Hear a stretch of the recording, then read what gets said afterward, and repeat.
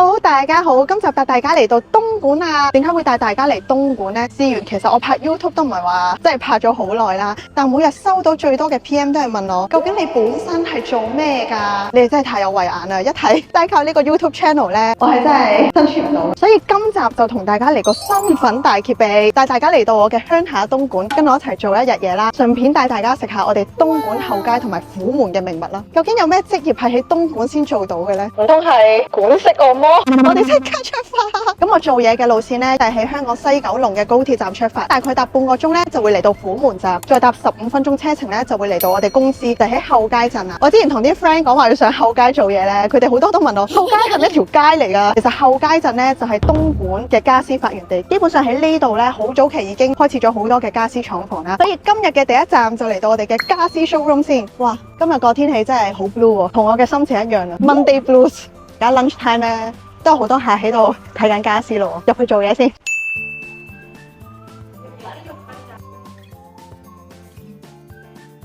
開工之前，梗係先填飽個肚先啦。我每次翻到嚟東莞做嘢咧，最期待就係食一碗人工手做嘅燒鵝瀨粉。香港全部都係機製噶嘛，得翻我哋東莞後街呢度有手製嘅手工瀨粉。咁樣一碗即燒嘅燒鵝瀨粉都係15蚊一碗。哇！你睇下人哋啲包裝幾精美。本人咧一般都係食肥城啦，或者象和軒啦。不過你去門店食同埋外賣咧係爭啲噶啦，食嘅係情懷啊。咁順便講下翻嚟做嘢一日嘅流程啦。咁因為我其實自己係淨係負責香港 market 嗰邊嘅。咁我第一站咧就會嚟展廳，會了解下最近我哋工廠裏邊嘅新產品啦。咁我就翻到香港咧就會同啲 designer 推廣一下。咁好多時咧佢哋都會即刻擺晒呢啲產品喺佢哋嘅客嘅設計圖裏邊噶啦。食飽開始做嘢啦。佢呢個茶几仔係屬於兩用噶啦，佢上面係個托盤嚟噶，下邊係茶几。呢個我諗我哋香港啲客應該都會中意。呢個係最有儀式感。係啊，最有儀式感。最緊要係下面個車輪，你360度轉咧唔會卡嘅。呢一個酒架咧喺東莞裏邊，我哋係第一個做啦，但係暫時仲未有人敢抄襲。你見到其實佢全部係玻璃拼接噶啦，係一個螺絲位你都見唔到嘅。佢要做埋一個旋轉走位咁嘅感覺。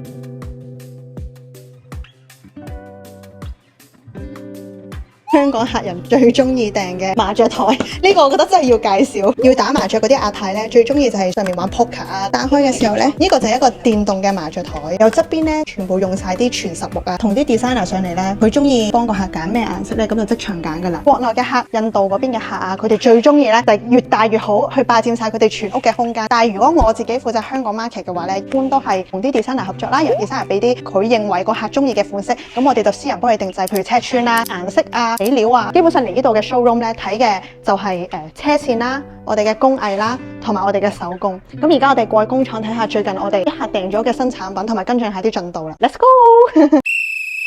下一站嚟到我哋嘅家私廠啊！我諗全 YouTube 裏邊應該得我一個係做家私廠出身嘅。呢邊就係準備出貨嘅家私啦。每一個我哋會出貨嘅家私咧，前面會有個 label 啦，就係裏邊係邊一件貨嘅。咁我哋睇嘅時候咧，就會比較清晰少少。質量係責任重於泰山。雖然呢啲 slogan 有啲老土啊，但係貼住喺度咧，就好似電話桌面要用張元英一樣。每日一望住嘅時候咧，就會同自己講要減肥。每日望喺度就係大家要珍惜原料，要努力工作。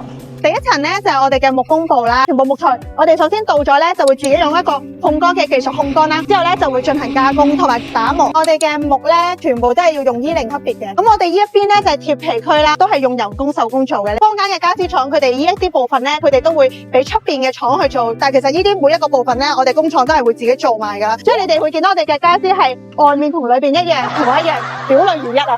呢邊就係我哋嘅油漆部啦。咁點解我哋入到嚟工廠做嘢，平時咧都唔使戴口罩咧？因為我哋除咗木全部用環保級別E0級別之外咧，我哋啲油漆啊，全部都係用環保啊、天然嘅油漆嘅。呢邊就係我哋嘅車材區啦。我哋每一個車材嘅機器咧，都係用德國進口嘅機器嚟。車線全部都係用做鞋啊、皮鞋裏邊嘅線訂翻嚟去做家私嘅。但係全工廠最勁嘅師傅咧，就係呢一邊啦。有啲客可以來圖定製咧，咁手機 send 張圖俾我哋啦。我哋呢邊嘅師傅咧，就會去諗成個型點樣做啦，同埋打咗模、開咗模咧，我哋先可以開始去做呢件家私。全部都係好多年經驗嘅老師傅，俾大家睇下真正嘅我媽卡車喺度。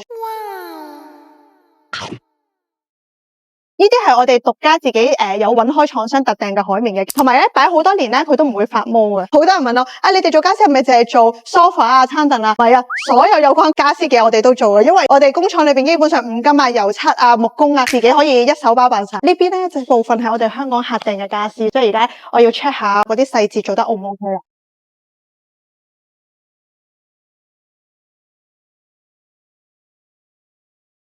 呢邊就我哋嘅調試區啦，基本上每次做完嘅櫃體啊，我哋都會喺呢邊師傅先自己調試安裝一次，然後先出貨睇下嗰啲對嗰啲位置啱唔啱。呢邊調試完咧，就會喺嗰邊度影相俾啲客睇啦。最後臨出貨之前咧，check 清楚裏邊每一樣嘢有冇按翻指示嚟做啦，千祈唔可以做錯，因為一做錯一個部分咧，我哋就要重新做過一張送翻俾個客，所以呢一個部分非常之重要。打包呢個包裝嘅人係世界上最幸福嘅人啊！俾大家入去我哋嘅搖滾區。呢度嘅音樂係咪覺得喺我哋工廠度做嘢好 chill 咧？直頭有埋 jazz 音樂聽，聽到呢個音樂，我覺得我哋係時候都要去 happy hour 啦。